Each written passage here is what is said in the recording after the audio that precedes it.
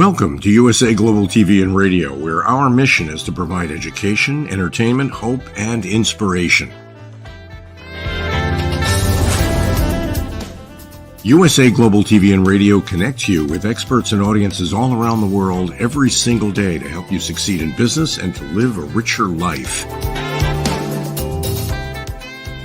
Visit us at usaglobaltv.com to learn about career and life-changing training and mentoring programs like the Listening Mentor. Subscribe to our newsletter to stay informed about our special programs and offers. Discover how you can become a guest on one of our shows or a host or producer of a USA Global TV and Radio show of your very own.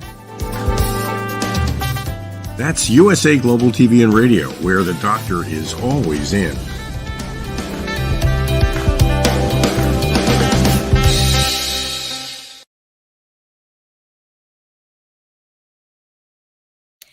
Hello, everyone. Welcome. Happy Friday. Happy Saturday. So good to see you with us today.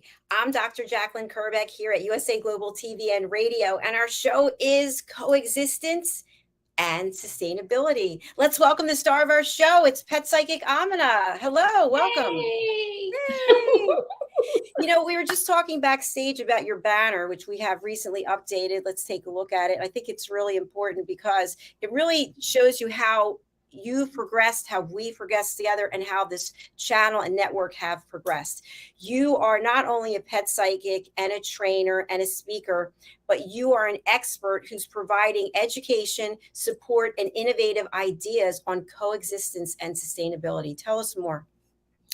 Well, thank you so much for that absolutely wonderful intro. I hope I can live up to it. I believe we have given that over the year plus we have been doing the show, and I encourage everybody to watch our trajectory and watch our growth, and it's been phenomenal. What I am most passionate about is nature and animals and coexisting. We cannot do that if you don't understand what animals and plants need versus what people need. We as humanity usually take the road of, I know that, I know that, I know that. There's nothing new we can know. Let me be the first to tell you, there's something new every day you can learn. There's something new you can try. There's a eye-opening way to write a sentence, to make a book, write a book, to ride a bicycle. There's only a few choices of the bicycle, but you can be a partner with nature. And that's what I'm hoping to encourage you to do, is to coexist, not to dominate, not to say just because I have a gun and I have this and I have that and I was here first, which we weren't. Any of those strong statements, I would like to give you a reason to care about your trees, plants, animals, bugs, and even the mosquitoes. I'm not even liking the mosquitoes. I've been bitten before many times. And there's a reason for all of it. Do I know all those answers? No, but I'm hoping you'll come and ride this educational curve and sharing your expertise in the comments and or write me later. I'm always, always wanting to hear more from other people's experience. So come on this journey with us. Thank you, AMINAH. I appreciate that. I told you I had something to share with you about what happened today. So I had been away for a few days and I was staying at this place in a city, and it's in a nice neighborhood. I had my bags and whatnot, and I knew I was going to have to come back because included in the package was a parking pass, and I was going to have to move my car and then go run back and put it back. So I came out to the bottom of the building, and there's one glass door to get in and out. And there was a homeless person who was backed up. His back was literally to the door, and he had gone through all the trash, and the trash was everywhere, people's bank statements and whatnot. Wow. And I had seen the same person yesterday, and he was not wearing a shirt, and he had a mask, but not really on. And he had jeans, and they were all ripped up, no shoes. And he was weaving back and forth on the sidewalk. And I knew something was going on. He was on something. So there he is now today. And he has on a sweater, the same jeans, no shoes. And so I could not get out of the building. unless Right. he moved. So I tapped on the glass Mm-hmm. and my hands were full. So I said, would you please move over? And so he said, oh, sorry. So he started gathering up parts of the trash, but other parts were left. And I didn't know what was going to be there. And anyway, I felt initially afraid. I Right. felt like, okay, I'm not sure what's going to happen. I've got all my bags and my jewelry, whatever. And so I went to that kind of ego place. Mm. And I came out and he was standing there. And I said, I'm going to come back and I'm going to get you something to eat. So he said, thank you. And he put his hand out and my hands were full. I don't think honestly that I would have been shaking his hand anyway, because I'm a germaphobe to begin with. So I went and got my car, and then I was going to have to drive it around to find a place to stop the car.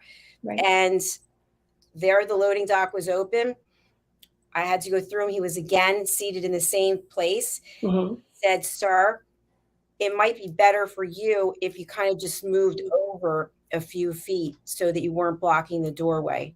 So he just looked at me. So anyway, I went up, put the car back, then I got food and I came back and I gave it to him. And I don't know that is exactly what he was looking for, but he thanked me. And as I was walking away, he said, I'm sorry. So there was a multitude of things that I was feeling at that time. Right. And I thought to myself, one of the things is that the city itself is a mess. It's dirty and there's a ton of homeless people everywhere. And some of them actually will accost you for money and follow you. But at the same time, I saw a human being. I saw a person. Right. And that was kind of what really resonated with me, that there's no difference between me and this person, except this person is homeless. And that the kind of life that he has to live every day, not knowing where food's coming, it was heartbreaking, really. And so I went through all those emotions, kind of like from an ego place to a hard place. And then when I gave him the food, I thought, this is a drop in the bucket. It'll probably last for 3 days, maybe, or maybe somebody will try to take it from him. Right. But I think that's part of the peaceful coexistence, that's what his existence is right now. And buying some food or doing something kind or nice, as opposed to, I'm going to call the police, get out of here. Other people might have freaked out, calling names and whatever. Right. What are your thoughts about it? It's as complicated and as easy. It is the duality. Literally a knife point is the difference between complicated and easy. I'm like you. I can't go by and do nothing. And you get I've been with people that have said, oh, well, if you do that, then he's always going to be begging and they're always going to be and always going to, it's like I said, well, I can't deal with the always. I can deal with the right now. And God gave me the opportunity to have $20 in my wallet, because and I'm sure you also, Dr. Jacalyn, we have struggled. We have had those moments of living with either friends or family or not, or feeling like, how am I going to pay rent? And then that job comes through. But this person is currently going through it. And if the only thing, sometimes I don't have the finances. And I'm sure, Dr. Jacalyn, you will understand this with probably what we can do. And you say, but I can be kind. And I could say, have a nice day. I've literally given my water bottle to people sitting, because I don't see any liquid there or any ways, and they could use the container. I can go buy another one.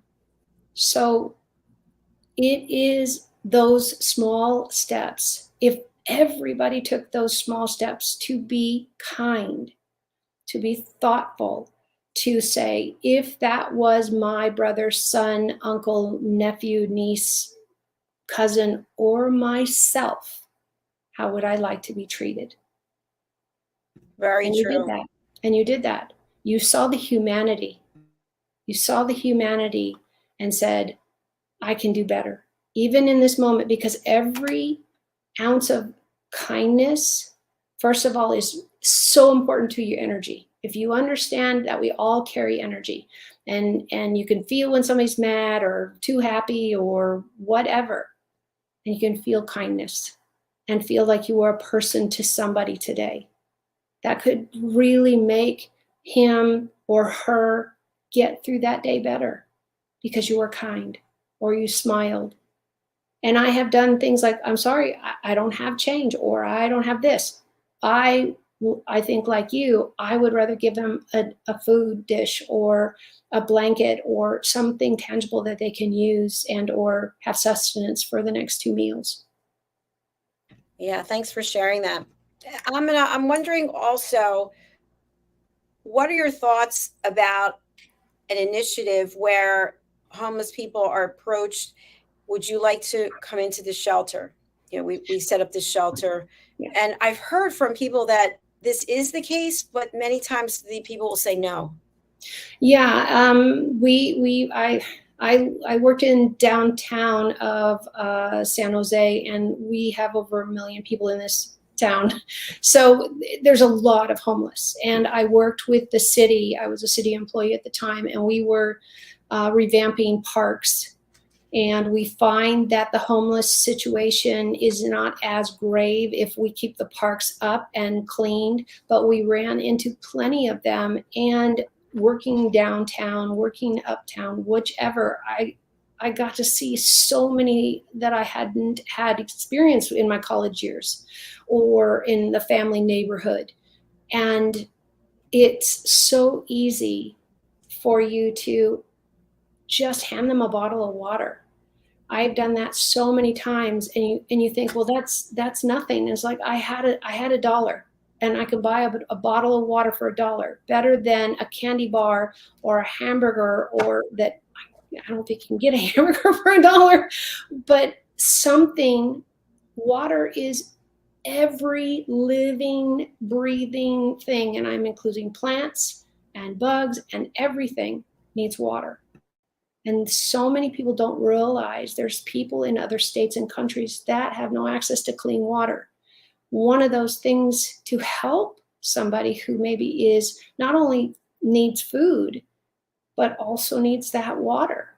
So there are ways you can do it within a budget, within just your ability, because you can get cases of water for whatever dollars at all these big box stores and or down at a liquor store or a candy store, anywhere you can get water. And you might think that's nothing, but I'd rather you do something. I'd rather we all do something than nothing. And if what you can do is sit beside them and enjoy a good conversation. Some of them have mental illnesses, yes. So make sure you stay in a public place and that you're safe. Don't give out your home address. Don't give out any of that. But how many of us, Dr. Jacalyn, just want somebody to care and to stop and say, hi, here's a bottle of water, or hey, how about we visit for a little while? So many relationships are built on even less than that. Excellent points as always. You know, I think for me, many times we see someone who's homeless and we head down, walk really fast. And in this case, I had to interact with him 4 different times, the way down, the way back, the way down. And I think that's what really made me see him, because I saw him yesterday in a different way than I saw him today. Today, I saw him as somebody who was drunk or high, or, you know, and I was really afraid. There were 2 other women on the sidewalk and we all moved out of the way because you never know. You don't know. You don't know. And but that's true. Let me put in perspective for you, because don't beat yourself up for being normal. What you did, though, is you evolved. Every time you went by him, if I got your statement correctly, every time you went by him, you evolved. That moment evolved, and you got more comfortable to the point where you were able to give him water and feel that you could make that handoff and not feel like you were going to be grabbed or accosted. Because from what I understand, you are a little bit short on the stature. Height, I'm probably a little bit taller than you. How tall do you think I am? 5'1", 5'3". Yay! What are you? 5'6"? Yeah. All right. So I'm a lot taller, and I come from brawny athletes. So it's just, and I deal with wildlife on a regular basis. I'm the one who picks up the spiders outside, even in the house, and I walk them out. And everyone's like, "What are you doing?" I said, "Do you like mosquitoes?" "Now we don't have very many. You have them. You have the majority, but I really want the spider to eat them and not me." And so I just walk them out. There is a time and a place, but what you did, and what I want people to hear, is you created a human on human reaction and care. And that might be the gentlest words this person gets all week, all day, all year. And we wonder why so many with mental illness get abandoned, because we're still working on having better mental illness intervention and care. And in the history, our history, we just lock people up. Women who had postmenopausal issues or had a baby and had those issues, because some people get very sad or anxious after having a baby and all those hormones, or whatever reason they decided women were unstable, they were all institutionalized. So think about how far we've come in understanding that people need grace and support while they go through this process. And if we know of a food bank that they can go to and get to fairly easily, share that information with them. Write it down on a piece of paper and say, you know, there's food here. There's water here. Sometimes all you can give is a water bottle. And I've been there. You have no idea, for somebody who's not access to clean water, that's life-saving. So don't ever think any of your gestures is too small. Say you have a peanut butter sandwich and you're like, but that's my only lunch. What about just half of the sandwich? And you have the ability to go to the drugstore and buy more or whatever. They don't. So it's about compassion and understanding you're dealing with a life, and not to judge people on how they got there. I really, really encourage people to let that go, because that's about us. That's about our whatever, anxious, phobias, whatever that is, that's about us, who decide that these people are worthy or not to care about. And you know, I know people who are successful and prominent who were homeless, who were living in a car, living on the street, living in a shelter. And so they had a certain life, they lost their money, and whatever the reason was, mental illness not even involved. Right. I think I would honestly think, I'm not a clinician in mental health, but how does homelessness not trash your brain, your heart? And I don't mean a heart attack, that can happen, but just to know that not one person on the planet has your back and can house you for a little while, or can help you get a job, or get skills, or send you food. You remember the care packages? My mom used to send them all the time to my brothers and sisters when they went to college. Whatever I don't know what she put in them. I was too little. I just know she sent them, and she would send them to friends. So I was fortunate enough to have parents that practiced a lot of this. Now, we didn't have it maybe as near as bad, and our town was very small, so everybody knew everybody, but they were kind. They were thoughtful. So it's those things that matter, and you can grow, and you can be an example for the rest of the population. You don't have to post it on Facebook or any social media. Know in your heart that you're doing the right thing.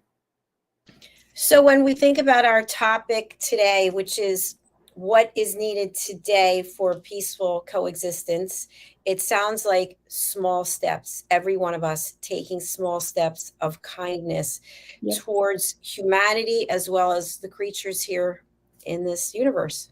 Yeah, it's everything.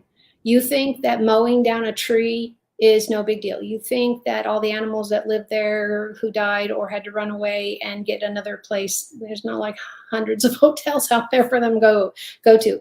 Everything we're living today, with global warming, with lack of resources, we are tripling, quadrupling our people count, but we are not saving the trees. Why is the background that you see on this show? Because Dr. Jacalyn, you are very in tune with my moral code and my visibility and all of the things that I feel so strongly about. And growing a tree, you might think it's silly, but you know how many animals and how much shade and the roots going down, and the roots aerate the soil, which makes the soil do better. The leaves drop, it all composts, and we have healthy soil to grow and live. And it all ties into air and water, clean air, clean water. We've got to be cognizant of this. If you don't, we are going to continue to kill our own space of Earth. And I don't know what I don't know of any other Earth that we've got to move to. I'm sure the astronauts have checked that out. And I don't think we can all own those suits that they wear jumping around on the moon. And then what, we just rinse and repeat? No, we've got to learn. And I really encourage you, start small if you find it scary to go up. If you see a homeless person or somebody who's struggling, I am saying first, of course, make sure you're in a public place, make sure you're safe, make sure that you are not in some corner all by yourself. But it's easy to say, I have an extra sandwich, would you like it? Or I thought of you today, would you like this? And you could just sit and have a conversation if that's not possible. So many people I hear about and we see on the parks and on the malls and outside of many public areas, I can't imagine some of the mental health isn't due to just being alone. I don't know about you, that sounds terrible. That is something that we hear a lot about, because we have shows just about mental health on here, that people feel isolated. Right. They have no one to talk to. And it stays that toxicity in your body. Just imagine something happened at the grocery store, the mechanic decided to fix your brakes and he broke your car. Just another crisis in your life that you neither have the finances or the bandwidth to deal with anymore, and we blow up. As we say, we're human. So what do you do with that energy? What do you do when, God forbid, any of us find ourselves homeless? Any of us find ourselves without food, without clean water? I don't know about you, but I don't know if I'm strong enough to go live on the street. That's a task I hope God doesn't have planned for me. But you can respect somebody that might be in that way, and why not sit down and have a conversation? And maybe they have a difficult time for whatever reason communicating. I used to, I had a friend that we became, and she was handicapped and she had a really tough time communicating. And so we found that if I read her silly books, or I read her the comic page of the newspaper, or you know what, whatever we found our space. Oh, but it took time. It took time to figure out that. And then I had a friend that had grand mal seizures, and she had epilepsy. And I remember staying at her home, girlfriends and that type of thing, and watching the transition of how she had to dress, because she also was on crutches. Her legs didn't develop correctly as a baby. And just watching all the difficulties she went through. And it broke my heart. But it also opened my eye to saying, wait a minute, how can I help?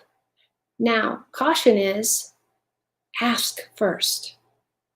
Ask first. If everybody goes around helping and you have somebody who wants to really try to do it on their own, then support them. Don't just go there and say, oh, you can't do this, I can do this. No, don't take over somebody's life. Offer to help.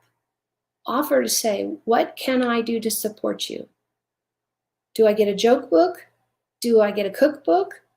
Do we sit and watch TV? I find out from them what they need, not what we need. What would you need, what I need, that is not on the menu. If you're truly coming from a place of heart, ask the person, and this goes for anybody. You don't have to be handicapped. You could be your best friend, but they've had a bad day and they aren't ready to talk about it. Give them space to get there if they want to.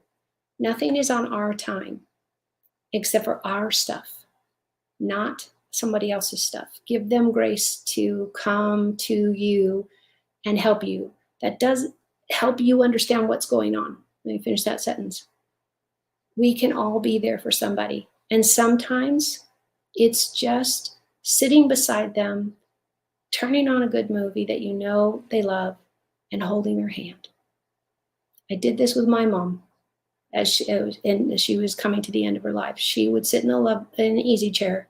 I'd pull up a chair beside her, and we'd just sit there and watch Murder, She Wrote. I think I saw 1 million Angela Lansbury shows in that time. But that was what she needed, not what I needed. Just being there sometimes is enough. A breathing body that is not angry, because believe it or not, and I know you have to have this because you're a phenomenal businesswoman, and I don't mean that to blow up your skirt or anything like that, but we could do that too. Woo, there it goes. But you don't get where you are by not seeing reality and not seeing the difference between somebody who talks a mile and then can't deliver hardly any quality to that, whatever that is, the plumber, the carpenter, or a speaker. And we can all have great bios, but then it's not a fit for everybody. So be conscious of that you don't have to be everybody's best friend. You don't have to be the rescuer for everybody, but you sure can not tear them down or create more issues or say bad things behind them, because that energy that you give off, or that negative comment, will affect you because it's not necessary. And you say, oh, their hairdo's terrible. Oh, this is this. I don't like their skin color. Why didn't they wear makeup? Whatever it is. Why does it matter? Be a good person. Do that first. And then it won't matter how much makeup you're wearing. Good points. Now, when we think about peaceful coexistence, if we are someone who's in a political office and we're running a city, for example, homelessness is taking place in many cities. Yep. How do you keep that level of consciousness, kindness, and compassion when you still have a city to run and there are homeowners saying, hey, this person's just packed up in front of my place with all their stuff and they haven't showered, or they're going to the bathroom right there? I mean, it's a tough one, isn't it? It really is, because what works for one city and what works for one person does not work for maybe everybody. It does, or anybody, because it's unique to you. It's unique to your situation. This is why I'm not in politics. I don't think I could survive. There are too many what ifs, and there's too many. We can't make everybody happy, which drives, I'm sure, a lot of brand new politicians, or brand new people in service crazy. I will tell my clients from the moment they call for a reading and they want to know and find out what's going on with their pet, I tell them the truth right then and there. I said, okay, I can only tell you what I'm told. I can only fix what you and the animal agree to, and I give you all the training to do that. But there's no crystal ball here that says, because I can hear animals subconsciously, because they talk to me in their head, they don't bark at me, they don't meow at me. And I tell people all the time, talk to your pets in English, French, Italian, whatever's your home language. The more they understand what your body language means, because animals are all about body language. So that's true with people that are homeless. They're going to be experts. I cannot imagine they are not experts of everybody's body language who walks in that store and passes them by. They're studying people all day long. They're gonna know pretty much if you're a bad guy, a good guy, or whatever. Nothing's 100% proof, but live your truth. Be kind, because guess what? Every doctor will tell you your blood pressure will go down. Your chance of catastrophic illnesses will go down because you saw the daisies, not the weeds. And no person has any right to say somebody's not valuable. Well, God put them on the earth for a reason. We just haven't maybe all figured it out. But you can be kind and smile at them, or carry water bottles. We carry water bottles in our car. So I'll go get that. You know how many times somebody doesn't have access to just a drink of water? Same thing with Belvita is the brand, and I don't mean just that, but there are breakfast crackers, and they're breakfast dry crepes, not chips. These are foods that you can just have in your car and give them out, and then somebody actually had a meal. If you're worried about where the money would go, then actually give them something that is edible and nutritious. That's a start. Yes, it is. It's definitely a very good start.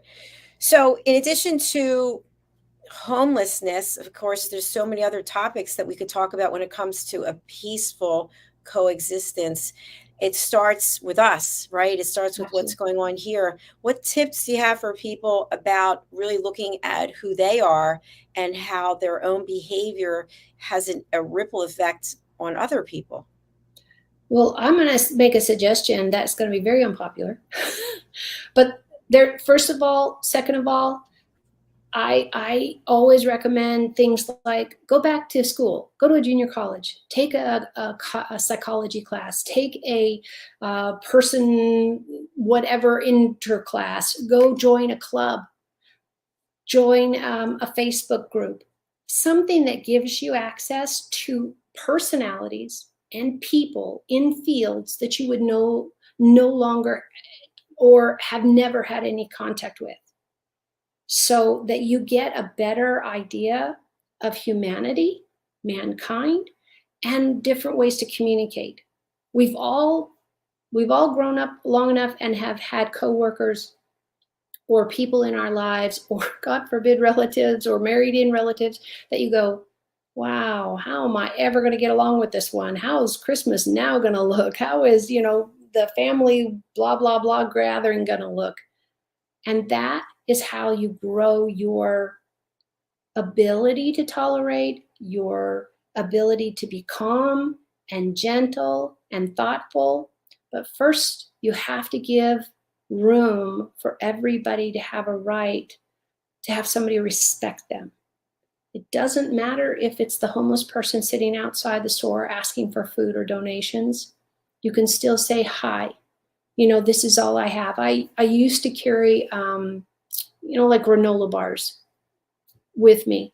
And then I didn't have to worry about getting home in time, and I could make it to dinner instead of there.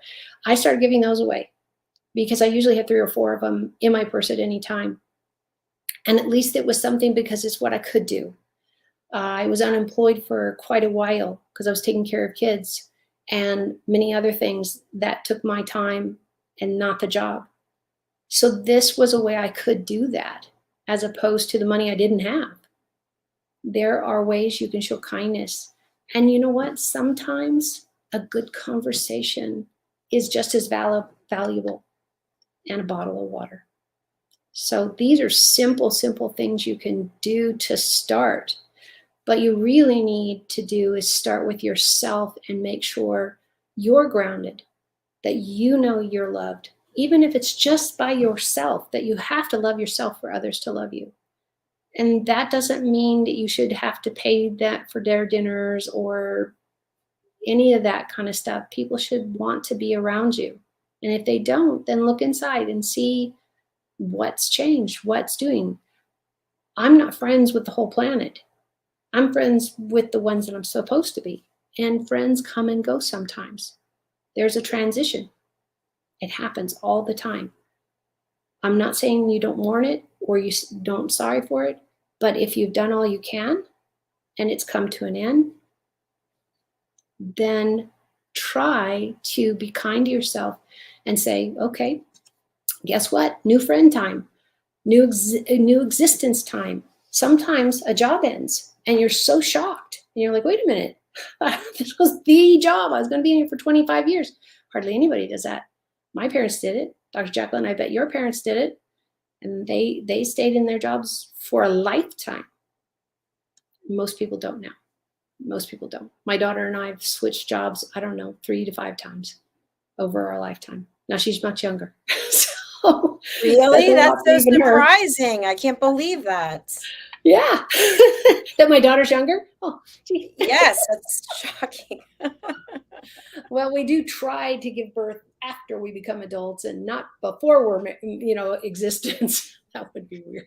Yeah, I have a child after. No, that would be weird. But yeah, you do what you can. And we tend to carry water bottles in our car just so we always have them. And it's so easy. We get a flat, buy it from, Costco or something, and have it in the car. And it's so nice to just, people don't realize, I think in the United States specifically, is what I can speak on, that there are countries where water is gold. Water is gold. So remember to respect that and realize somebody who's not got any food, and maybe you don't have the means or the chance to go get the food. There's be a lot of times where I'm running to get to a doctor's appointment or run into something, and there's somebody sitting at the door, and they'll say, but do you have anything to eat? I'll give them one of the granola bars. I'll give them a bottle of water. But sometimes I have nothing. And I'm like, no, I'm sorry. Let me catch you on the other side. Oh, okay. They're always surprised when you do actually come back. But you can. I think that's a good point. This guy was definitely surprised that I came back. So yeah, because nobody does. They'll tell you. People say they're going to do it, and they don't do it. Yeah, you can count on how many fingers? One that you came back, and that you came back with something useful. And because you said you did what you said you were going to do. I love that better. I love that so much better than useful. You did what you said you would do. And in their life, I can't imagine there's much stability. I'm no expert, but I can't imagine being homeless and not knowing where your next meal is coming from has any stability except for saying, yeah, I have nothing. That's not stability. And nobody should be going for that. And as you can hear politicians talk about it, you can hear hosts talk about it, you're going to hear me say it. How is this going on in one of the richest countries in the world? And it's so prevalent. We have so many homeless people, so many people that don't. And mental illness is still what is that saying? It's still the dragon in the room, or elephant. Oh, there it is. I knew there was an animal involved. The elephant in the room. Nobody still wants to talk about mental illness. It's better. It is so much better. And Dr. Jacalyn, I know you're dealing with it on one or two, 3 of your shows? Several, definitely. Yeah, because it's so important. People don't realize that it's okay to have some struggles. Now, it's been 5 years, I think, since I lost the cartilage in my hands. And I don't talk with my hands up here anymore. But I had to make serious changes in my life because I have no cartilage. So everything I do with my hands is bone on bone, and it's excruciating. Is that my fault? Is that something to say, oh, well, you're defective. We don't want to deal with you. We don't want to take care of you. Why is mental illness different? Why is mental illness not respected? This we have to change. Excellent point. And for anybody out there, we have several shows that are specifically about this topic. And we also have a show where people talk about their creativity and how it's helped them with their mental health wealth. So you can tune into those shows as well.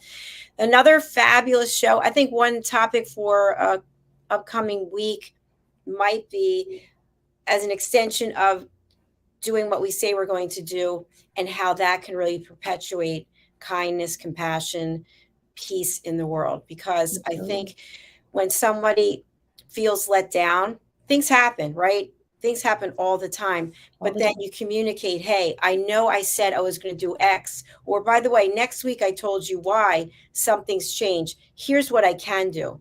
Right. How will that work for you? Instead Absolutely. of just not showing up, not doing it. Well, and what you and I have built, if everybody who's watching these shows, and I really appreciate all of you so much, is if you see our beginning and our middle, and you see our growth and see the camaraderie, I don't any longer give Dr. Jacalyn any tips on, oh, ask me this, ask me this, ask me this, and something, unless it's something I absolutely need us to conquer that I can't imagine in her wide repertoire. We go from the heart now. We go from what is.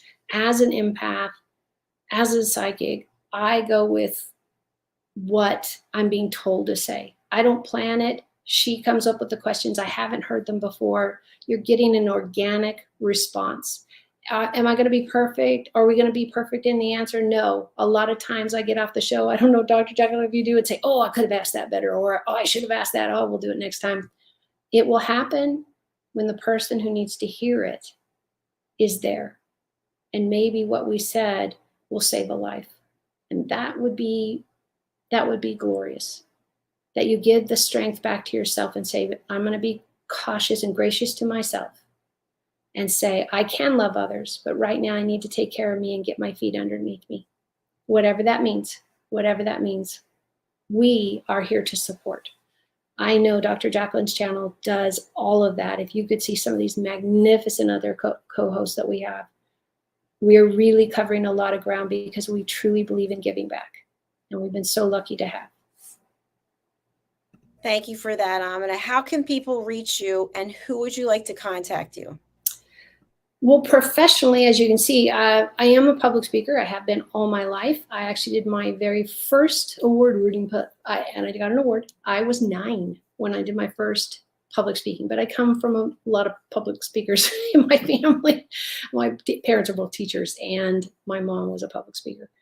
So if you need any help with your pets, living or past, I also talk to people that have passed away. Now, the difference with animals and people isn't much. Animals will usually come through immediately because they can see I'm talking to their owner. Humans, on the other side, get to either say, no, I don't want to talk to him or her, or I do want to talk to her or him. They have a little more stronger input. I cannot force anyone, ever, to come and talk to somebody, but we can darn well at least ask. And these are some of the gifts I've been given for my entire life. And I've honed talking to animals, just being a kid and working with literally hundreds of types of animals and working in a wildlife sanctuary for years. So please, not only my college education, let me help you any way I can. And thank you, Dr. Jacalyn, for giving me a chance to do that. I really appreciate it. Well, I really appreciate you, and it's been a fun journey. This is episode 121 for us. Wow. Obviously, that's over 2 years, so super excited. And I want to let people know that in addition to the YouTube channel, USA Global TV and Radio, I actually have a second YouTube channel, and all these shows stream there as well. I haven't done anything on that channel, but I've hired people now to go and work on it. So that is Dr. Jacalyn KERBECK is the second YouTube channel. Wonderful. Can't wait to see it. Fantastic. So please come back and join us next week. If you have a topic for us, send it in. I mean, I'm pretty easy to reach. You know where I am on social media all the time. And Ahmed's information is here. We'd love to hear from you. And if you want to be a guest and talk about coexistence, sustainability, we used to have guests on all the time. I'm sure Ahmed would be happy to have somebody who could speak to these topics that we're discussing. Absolutely. Absolutely. Love to do that. Fantastic. All right, friends, we're signing off. Have a beautiful weekend, and we'll see you again here on Monday for more shows. AMINAH will be back on Friday. Bye, everyone. Bye, everybody. Bye.